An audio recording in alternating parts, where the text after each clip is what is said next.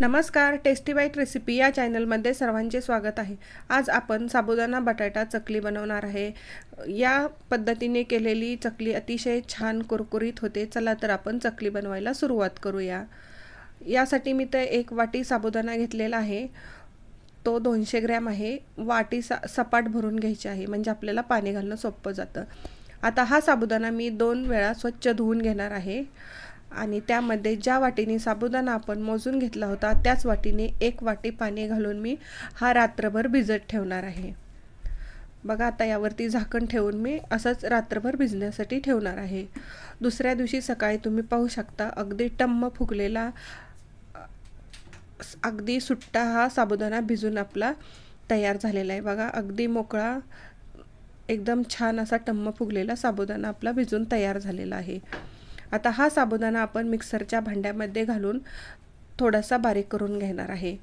मिक्सरला यासाठी बारीक करून घ्यायचं आहे। बऱ्याच वेळा काय होतं, चकली तळताना साबुदाणा तळेपर्यंत बटाटा करपतो, त्यामुळे असा जर तुम्ही मिक्सरला साबुदाणा बारीक केला तर अतिशय छान चकली होते। आता अर्धा किलो बटाटे मी उकडून घेतलेले आहेत, त्याचे सालं काढून घेतलेले आहेत आणि हा बटाटा मी किसून घेत आहे। बघा, अशा पद्धतीने मी सर्व बटाटा किसून घेतलेला आहे। आता किसलेल्या बटाट्यामध्ये मिक्सरला बारीक केलेला साबुदाणा सर्व घालून घ्यायचा आहे आणि त्यामध्ये मी मीठ चवीनुसार घालायचं आहे आणि 1 चमचा मी लाल तिखट घालत आहे। तिखट आणि मिठाचं प्रमाण तुम्ही तुमच्या आवडीनुसार घालू शकता। आता हे घातल्यानंतर आपल्याला असं व्यवस्थित मिक्स करून छान हे पीठ मळून घ्यायचं आहे। हे मळताना मी अजिबात पाण्याचा वापर केलेला नाही। अतिशय छान पीठ मळून आपलं तयार झालेलं आहे। आता चकलीच्या सोऱ्याच्या साहाय्याने आपण याच्या चकल्या करूया।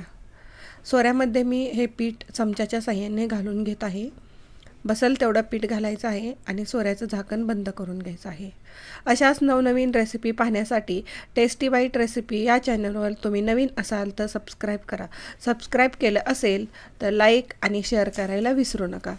आता उन्हामध्ये मी एक कॉटनचं कापड अंथरून त्यावर प्लास्टिकचा पेपर अंथरलेला आहे आणि सोऱ्याच्या साहाय्याने चकल्या मी यावरती घालून घेत आहे। अगदी सहज पटकन या चकल्या करून होतात। अतिशय छान चकल्या आपल्या बघा तुम्ही करून होत आहेत आणि पटकनही होत आहेत।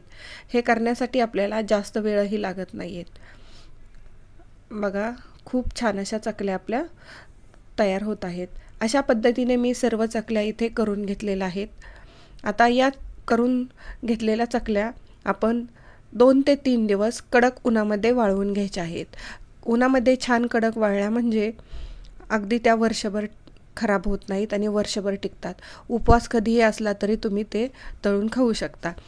अशा 2 ते 3 दिवस उन्हामध्ये कडक मी चकल्या उन्हामध्ये वाळवून घेतल्यानंतर अतिशय छान आपल्या चकल्या तयार झालेल्या आहेत। आता गॅसवर कढई गरम करायला ठेवलेली आहे, त्यामध्ये मी तुम्हाला थोड्या चकल्या तळून दाखवते। बघा, अगदी दुप्पट तिप्पट फुलणारी आपली चकली तयार होत आहे आणि अगदी एकसारखी तळली जात आहे। तुम्ही पाहू शकता अतिशय छान अशा आपल्या ह्या चकल्या तयार झालेल्या आहेत। अशाच पद्धतीने तुम्ही उन्हाळी वाळवणामध्ये साबुदाणा बटाट्याची चकली नक्की करून पहा। अतिशय छान, अगदी कुरकुरीत, तुम्ही पाहू शकता अगदी कुरकुरीत अशी आपली चकली तयार झालेली आहे। बघा, खूप सुंदर होते, टेस्टही अप्रतिम लागते। अशाच रेसिपी पाहण्यासाठी पुन्हा भेटूया। थँक्यू।